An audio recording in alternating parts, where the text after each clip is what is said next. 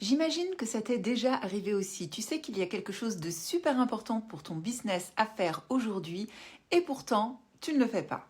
Tu te dis, on verra bien demain, aujourd'hui, je n'ai pas le temps de toute façon et puis j'ai pas les infos nécessaires pour aller jusqu'au bout.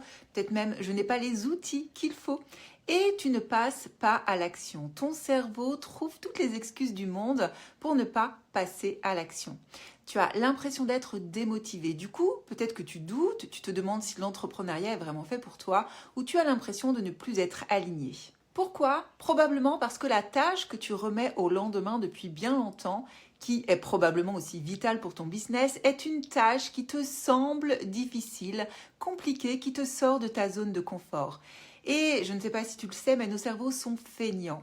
Et dès qu'il s'agit de faire quelque chose que l'on n'aime pas, on aura toujours le biais de confirmation qui nous suivra, qui nous confortera dans l'idée que non, ce n'est vraiment pas le jour, ce n'est vraiment pas possible.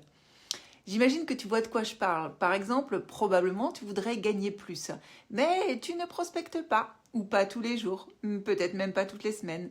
Il y a donc comme deux esprits en nous, celui qui sait exactement ce qu'il faut faire et celui qui fera tout pour l'empêcher de le faire. Parce que tout a un coût, qu'il soit physique, psychique ou un coût en argent.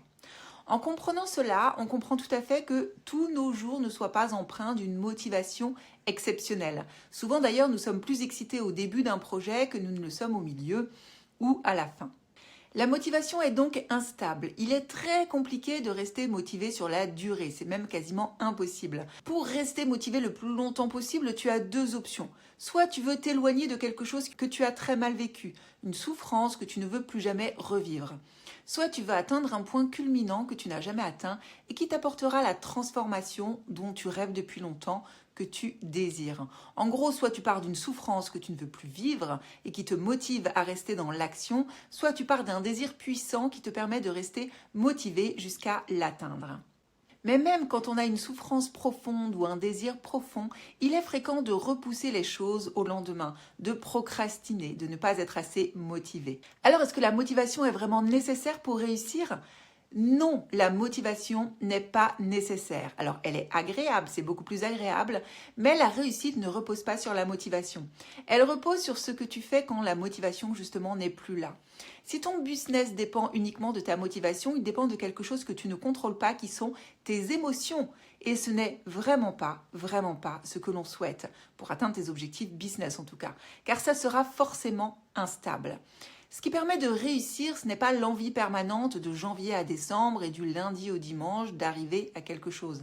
C'est la clarté, c'est de savoir quoi faire, c'est le cadre, de savoir quand le faire et c'est la répétition, le faire même imparfaitement. Autrement dit, c'est la discipline. Mais je te vois venir, pas une discipline militaire et c'est là que beaucoup de personnes bloquent. La discipline, ce n'est pas se faire violence, s'ignorer, avancer coûte que coûte sans prendre soin de soi. La discipline, c'est décider à l'avance, donc planifier, c'est réduire les décisions quotidiennes, sinon ton cerveau veut tout faire et donc ne fait absolument rien. C'est créer des règles qui soutiennent tes objectifs et ta façon de vivre. Finalement, la discipline, c'est quand tu décides une fois pour toutes de ne pas avoir à te motiver tous les jours. Tu es motivé au début d'un projet, ça allume le moteur de ton véhicule pour te donner une image, mais c'est la discipline qui va faire le trajet et donc qui t'amène jusqu'à ta destination. Et là, tu peux te demander, est-ce que la discipline, c'est pas juste se forcer ? Tu dois établir un cadre pour que cette discipline te serve. Tu peux te créer une discipline douce. D'abord, tu planifies, tu décides des choses. Par exemple, au tout début, pour valider mon offre sur le marché, je démarrais ma journée par cela. Que ça me prenne une demi-heure ou 2 heures, je démarrais par ça. Pourquoi d'ailleurs démarrer ces journées par ça ? Eh bien, c'est super important. Je ne sais pas si tu connais le livre Avaler le crapaud, mais c'est exactement cette théorie et elle est très très vraie. Tu ne peux pas justement t'imposer quelque chose à 17h en fin de journée, surtout si c'est quelque chose que tu n'aimes pas. Quand on est dans le business, on ne peut pas faire que des choses qu'on aime. Ça n'existe pas. Tu es obligé de passer par des périodes, des moments où il y a des choses que tu aimes un peu moins ou que tu n'aimes pas, que tu dois faire. Alors ça ne restera pas, tu les délègueras un jour ou tu peux les automatiser. Tu ne les feras pas toute ta vie d'entrepreneur, ça c'est sûr. Mais tu devras forcément y passer au début. Donc le fait de démarrer tes journées par ça, de caler ces 2 premières heures dans ton agenda tous les matins, tu ne peux pas y louper. Tu as l'énergie, la force et la conscience de le faire. Et donc tu passes à l'action. Si je peux t'apporter un petit tip, programme peut-être 2 heures sur ton agenda ou 1 heure, mais dans ton objectif, dans ta planification, dis-toi seulement que tu vas contacter par exemple un seul prospect. Car c'est toujours mieux de commencer à passer à l'action qui est le plus difficile, pas forcément de tenir sur la durée. Donc cale 1 heure le matin ou 2 heures si tu es en retard et dis-toi juste comme objectif, je dois contacter une seule personne. Bon, bien sûr, tu te rendras compte que finalement, c'était assez facile et tu en feras plusieurs. Tu vas hacker ton cerveau. Mais ça va t'aider à passer à l'action pour le premier. D'ailleurs, ça nous amène au point numéro 2. Réduis volontairement ton ambition quotidienne. La discipline douce ne cherche pas à te rendre héroïque. Ce qu'il faut arriver à faire, c'est passer un petit peu de temps à l'action, mais tous les jours. Même les jours où ça va un petit peu moins bien. Même si tu ne fais presque rien. L'important, si on reste sur l'exemple de la prospection, c'est d'envoyer ne serait-ce qu'un message, un mail ou un appel, même si tu ne fais rien d'autre de la journée parce que tu as le moral dans les chaussettes. En 3, adapte ta discipline à ta vie et pas l'inverse. C'est avec la discipline que tu choisis que tu décides du temps que tu y passes, du moment, de l'intensité. Elle doit respecter ton énergie, ta vie perso. Moi, par exemple, j'ai beaucoup plus de mal à tenir un rendez-vous hebdomadaire avec moi-même pour réaliser une tâche que si ce rendez-vous-là est divisé sur tous les jours de la semaine. Donc, je m'adapte à ma personnalité, à ma vie, et je décide que plutôt que de faire une chose une fois par semaine, que la plupart du temps je n'arrive pas à faire, j'intègre cette tâche en la divisant une fois tous les jours et je commence par elle le matin.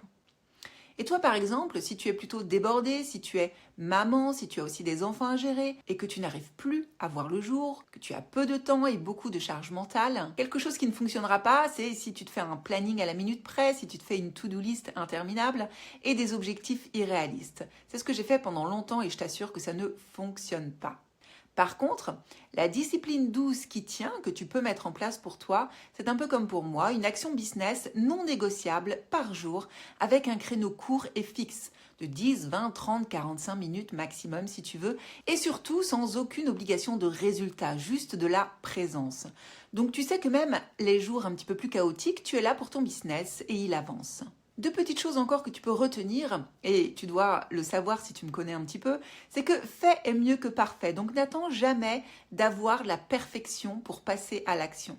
Fait est mieux que parfait. D'ailleurs, sache que si tu n'as pas confiance en toi, la confiance viendra justement en passant à l'action, même si elle est imparfaite. C'est l'action qui va t'apporter de la confiance en toi. Autre chose aussi, pour avoir cette discipline aussi douce soit-elle, tu dois te respecter et respecter ton cadre de vie en règle générale. Ça veut dire que oui, il faut t'attacher à avoir un bon sommeil et un sommeil suffisant. Oui, il faut t'attacher à avoir une alimentation saine et énergisante. Oui, il faut vérifier si tu n'as pas de carence. Il faut que tu sois en énergie haute. Tu ne dois pas compter sur tes émotions. Par contre, tu dois pouvoir compter sur l'énergie de ton corps et ça, tu peux en avoir le contrôle. Je te souhaite d'ailleurs d'en avoir le contrôle pour être aussi plus heureuse parce que tes efforts pour avoir un corps en bonne santé physique te donneront aussi une bonne santé psychique. Les micronutriments, vitamines et minéraux jouent sur ton humeur et sur ta joie de vivre. Et encore une fois, rassure-toi, ce n'est pas parce que tu mets en place un petit peu de rigueur dans ton quotidien que ça durera toute ta vie. Généralement, c'est par période, quand tu démarres ton activité, quand tu as besoin de plus de clients, quand tu passes des étapes dans ton business.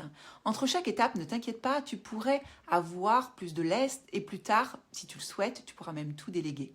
La discipline nous libère donc plus qu'elle ne nous contraint, car elle t'empêche de devoir choisir tout le temps. Elle réduit ta charge mentale, elle protège ton énergie. Tu sais exactement quoi faire, tu ne t'éparpilles plus.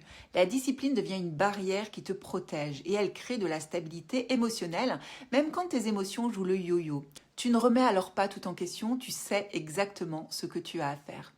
Pour conclure, je dirais, pour l'avoir vécu, que la discipline rend la liberté durable. Encore le week-end dernier, en voulant me poser un peu, je tombe sur une vidéo qui accroche mon regard. Je me laisse happer par tout ce qui est dit et cela me donne encore une super idée de business. Si mes objectifs pour l'année, pour le mois et pour la semaine n'étaient pas écrits devant moi avec des habitudes quotidiennes, je sais très bien que je serais partie bille en tête sur un nouveau projet en commençant inconsciemment à délaisser ce que j'essaye de mettre en place, de construire depuis plus de 4 ans. Donc cette clarté, cette discipline que l'on met en place rend mes objectifs atteignables puisque je ne me disperse moins, on va dire. La perfection n'existe pas, on est d'accord. Dis-moi dans les commentaires ce que toi, tu vas mettre en place tous les jours ou au moins une fois par semaine pour atteindre tes objectifs. Et prends bien soin de toi.